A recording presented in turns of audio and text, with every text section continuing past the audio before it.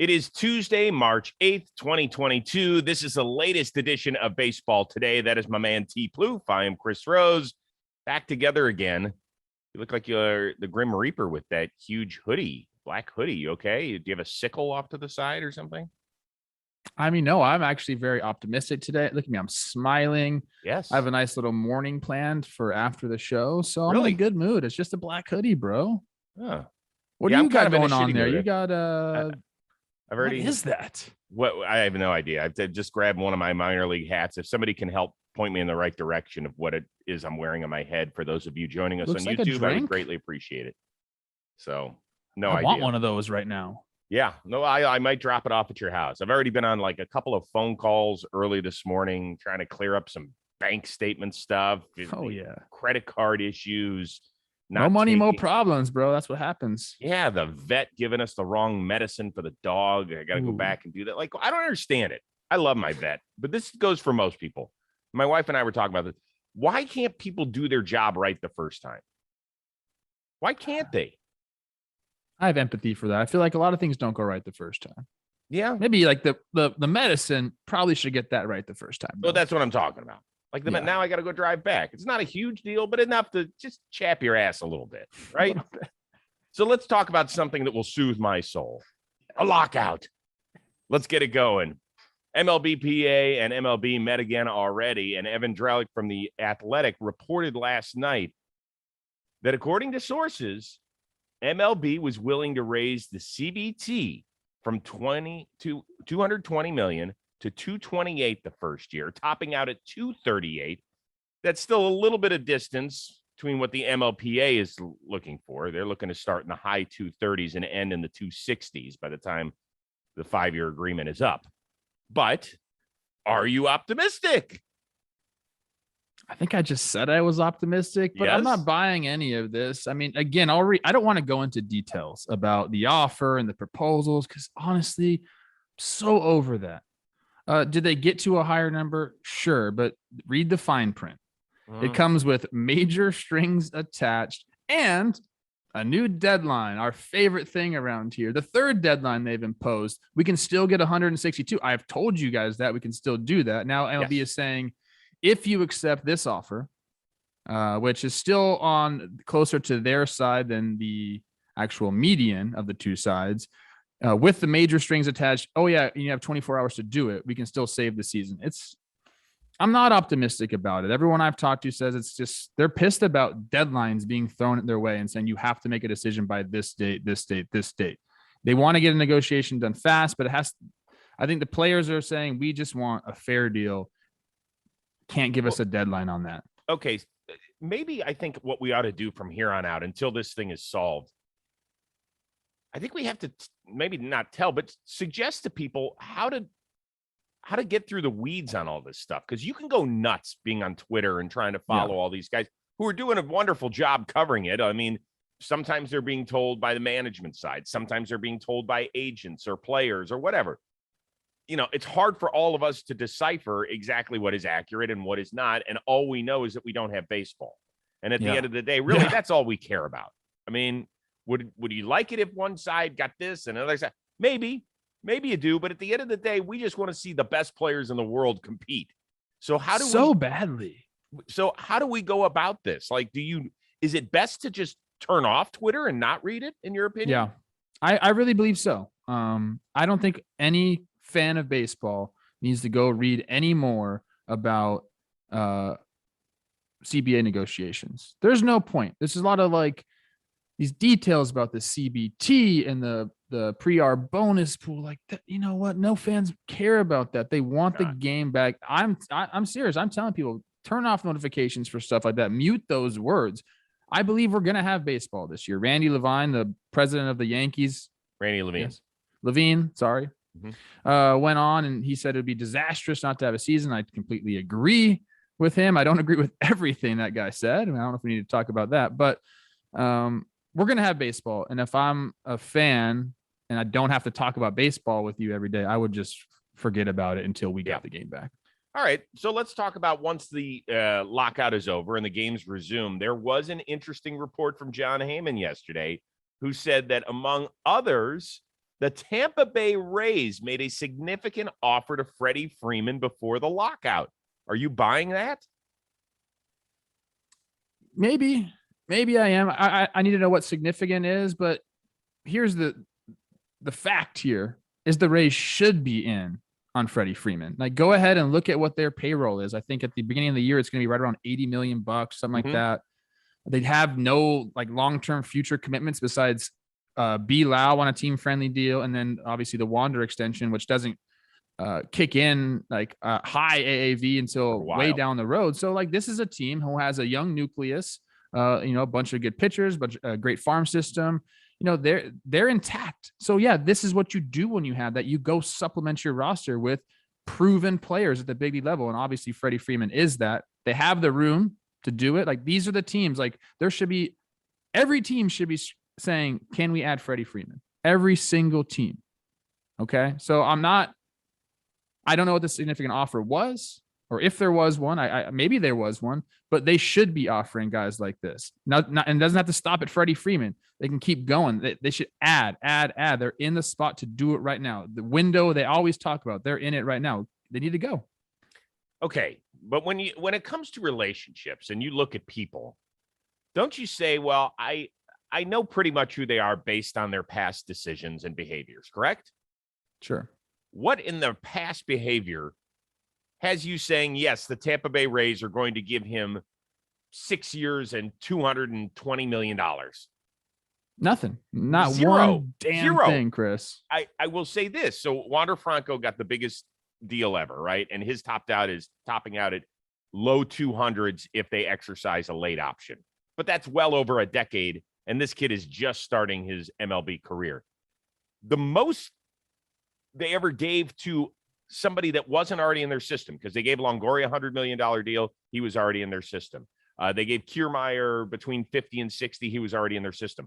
The most I believe they ever gave to a free agent was Charlie Morton. And that was a 2-year 30, but the second year was a club option, which they didn't even pick up. So if you connect the dots, this doesn't make any sense whatsoever. I know it doesn't make any sense, but it should make sense for them to go after. Think about this. Do you think they beat the Dodgers in the World Series if they have Freddie Freeman? Gives them a better chance, right? Absolutely. I'm not saying that it doesn't make sense. Sure, it makes perfect sense. He would fit in perfectly in that clubhouse. Yeah. He would blast away in that stadium, whatever that thing is down there. But it just doesn't now. The one thing I will say is that in 2023, as you added, they have less than $15 million of commitments in payroll. In 2024, it's less than $13 million. So do they have the ability to do this? Yes. If they trade guys like Austin Meadows, probably Glass now, free up a little extra dough so they don't have that hanging around, and then they can just bring up the next wave of young Rays to continue to fill the void. We can't always call the Rays like one of, if not the best front offices in baseball, and then go back and say they're not considering someone like Freddie Freeman. They have to be considering this because of what you just said. There comes a point where, making the playoffs and doing all this, being competitive in the AL East, that's not enough. And they see what's around them in the AL East. Like, the Blue Jays aren't going anywhere. There's some really good ball clubs they're going to have to compete with year in and year out. They have their window. I'm not saying it's going to happen. It's not going to happen. Like, he's not going to be a Ray, but like, they should be making a push for this guy. I guess that's my overall point. Okay, let me ask you this. If they did somehow miraculously sign Freddie Freeman, how much would that increase attendance, in your opinion? I think a lot. I think it would mark a change in the way that they run their organization. You mentioned it. Like, the biggest free agent deal they've given to someone outside of their organization is 2 years, 30, where they didn't even pick up the second year. That's incredible. If you do something like that, it marks a change in your organization. It's a signal to your fan base, like, hey, like, we want to win, and we're going to do it here in Tampa. But then they lose a little bit of their cute little Rays luster, don't they? What's so cute about a team that wins 105 games? Like, this is a juggernaut type team, because they do it on a shoestring budget and they take down the behemoths in the American League. But they're great at drafting. They're great at development. Like, this is a team. I mean, look at their their front office tree. It goes all throughout baseball. This is a team that knows how to develop players and knows how to, find talent and develop managers. I don't think this is like a cute little Rays team. I haven't thought that in a long time. I think they are, just based on their payroll. I really do. Now the cute little 105 winners. Dang, bro. Mm-hmm. All right, let's get to this one. John Heyman, he's been very busy. He's been very busy digging through. Yes, he is. He did report that the MLPA has agreed to several rules changes in time for 2023. The most alarming one is the banning of the shift. Yay or nay? I need to see what it is. I am in favor of this for a couple of different reasons. And I know people are going to say, "Oh, you're a hitter. Of course, you're in favor of this." Pitchers are already crying about it all over social media. Pitchers are such crybabies, Chris. Let me tell you, they cry that the shift is gone. They also cry when a ground ball gets hit to the shortstop and they're in the shift and they say, "Well, where's the shortstop? Why do we need a shift?" Can't stand these guys. I'm okay with it because I believe it's going to increase defensive highlights. We want to see these athletes go after it. I just need to see what it's going to be. Is it going to be two guys on either side of the base? Are we going to add it to the outfield as well, shifting?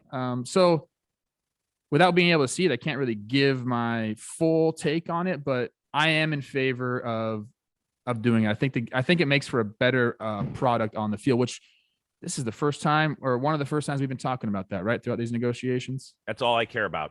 That's all I care about. And for people who are saying, well, why don't you just teach people to hit the other way or to bunt or stuff like that?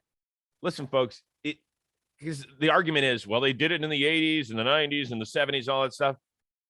There are like 10 guys per staff that are throwing 96. And I can't imagine. I've never stepped in a major league batter's box trying to hit that the opposite way. But I can't imagine when they're coming in on your fists like that, Plouffe, that it's very easy to do. No, you can't. They're pitching you into the shift. These teams are dumb. They're not just shifting, and they're not moving all the guys over pull side and then throwing you heaters away. They're not doing that, Chris. Like, they're jamming you in with sinkers. They're throwing sliders. Like, they're pitching into the shift. So no, you can't just do that. Yeah. And so I have an argument with a lot of my friends who are like, what are you doing? You have a lot of smart people who have figured out exactly how to defend the offense. And so we're penalizing them. And my answer is exactly, because every sport that is smart realizes that offense sells and makes it more interesting. Right.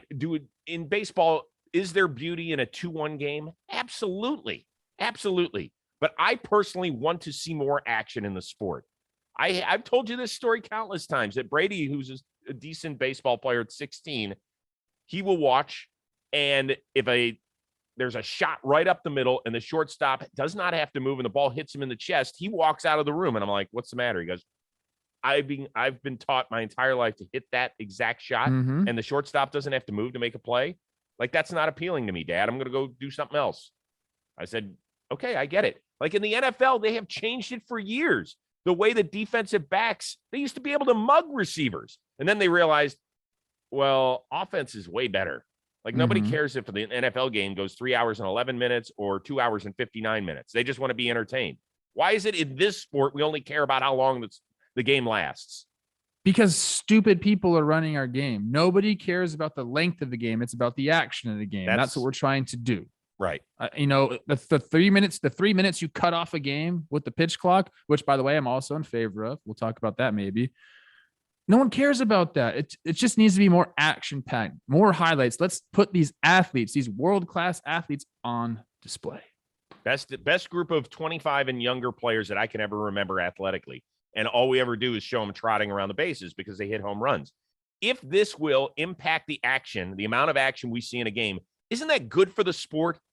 I mean, really, it is. And the whole goal of rules changes isn't to please the people that are already baseball fans. It's to grow the sport. It's to get the people who are on the outside looking in that'll say, hey, you know what? This is really cool. I love the way Fernando Tatis goes from first to third.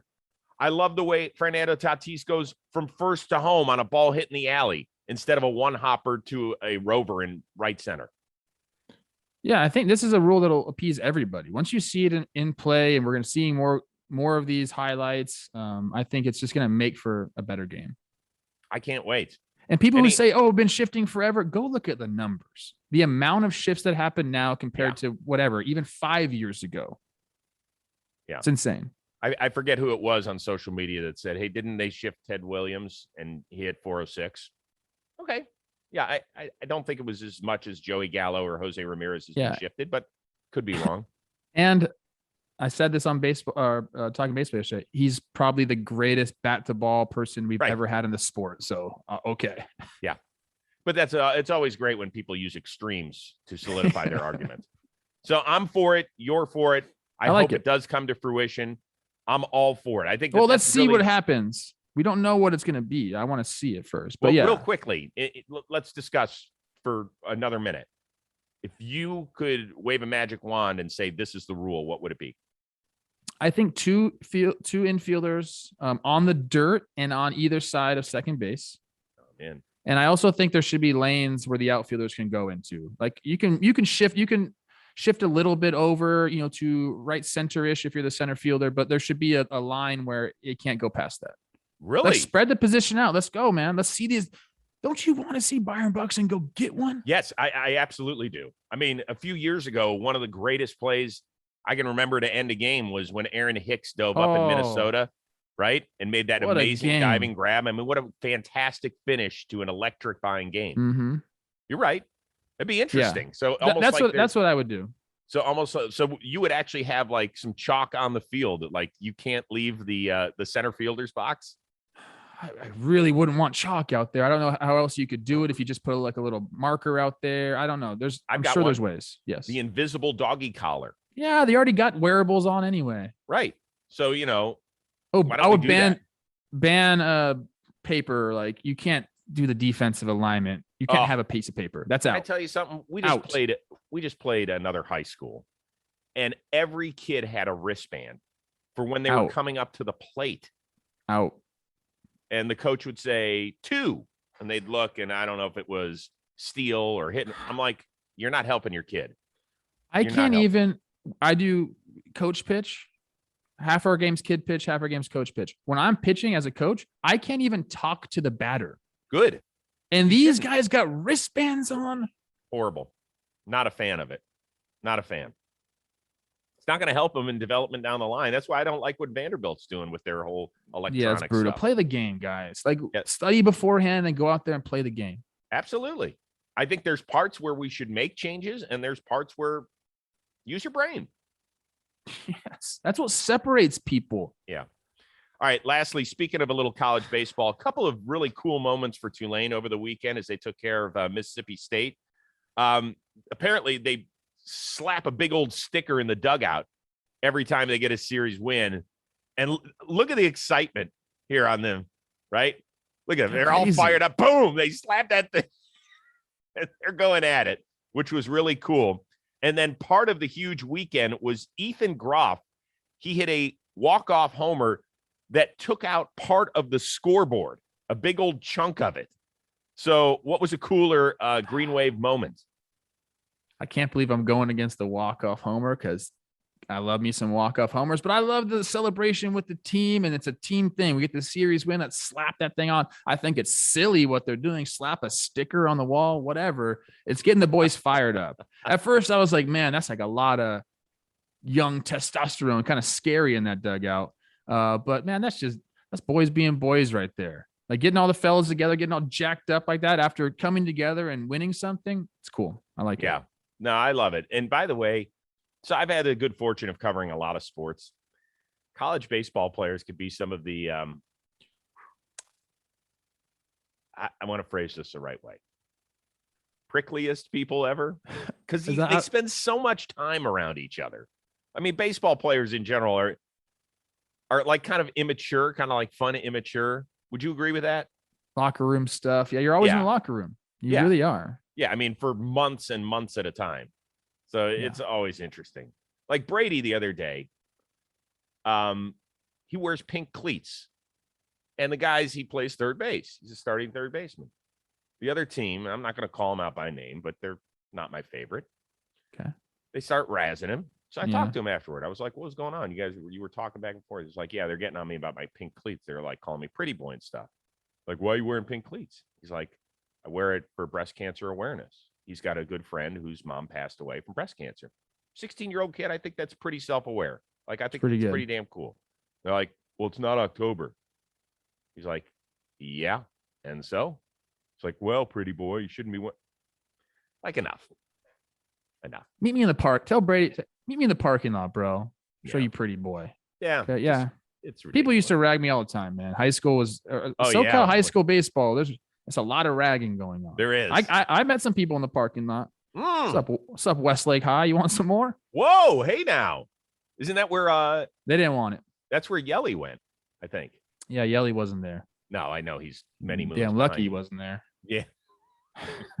What do you weigh, $140 back in high school when he got drafted or something? Me too. I was a skinny little. Yeah, you were. All right, what's coming up on John Boy? What do we got? We got an episode of Talking Baseball coming out tomorrow, and then we're company wide. We're headed out. AZ. I've been talking to the boys. We're gonna have a lot of them coming through the house, which will be fun. A lot of big names coming. I like it. Yeah. What about you, man? What you got? Yeah, I'm actually about to record an episode later this morning with Tyler Glass now. Nice. He is a union rep. So there will be a little bit of union talk. I don't want to get too much into it, but we will. It's also been a while since we just chatted with the dude. He's always entertaining and fun and funny. And are we seeing him?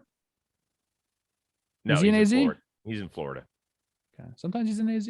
Yeah, sometimes. But I'll ask him today, but I don't think he's going back there anytime soon. I think he's found a good person that he can do some rehab work with. Okay. So we'll ask him about the whole Freddie Freeman thing. I'm sure he'll be like, yeah, that sounds like a good idea. Right, exactly. First, he's going to be like, what? Really? Because he kind of keeps his head out of that stuff. Yeah. He's a character, man. I've got a really special one that I'm going to tell you about probably on Thursday's show. I cannot wait, actually, for this one. Okay. Oh, it is good. Love that. It had to do with a very, very big moment last year in a game.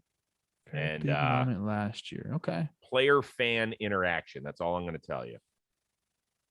Love it. Love it. All right. Well, listen, we appreciate everybody tuning in. Hope you've been enjoying the Blitzball battle for $10,000 as well, as we're now officially halfway through. You're killing it. You're killing it on that. I do listen to a lot of it. It is fun. It's just fun because when you're calling the games, you have no idea what's happening and you totally forget some of the stuff. Like last night when Aaron Bossy, I had forgotten. I said, "Oh, he got hit in the dick." Yeah, you did. We were talking about dicks and bongs. Try to keep it PG, all right? Yeah, that's my fault. I apologize to all of those younger listeners out there. Sorry. My apologies. All right, listen, thank you very much for tuning into the latest edition of Baseball Today. Special shout out to our one and only producer, Robbie Scirocco. That is until Dan Rourke comes in. So then there'd be the two and only producers of Baseball Today. That's my man, T. Plouffe. I'm Chris Rose. We'll see you next time. Keep consuming here on John Boy Media.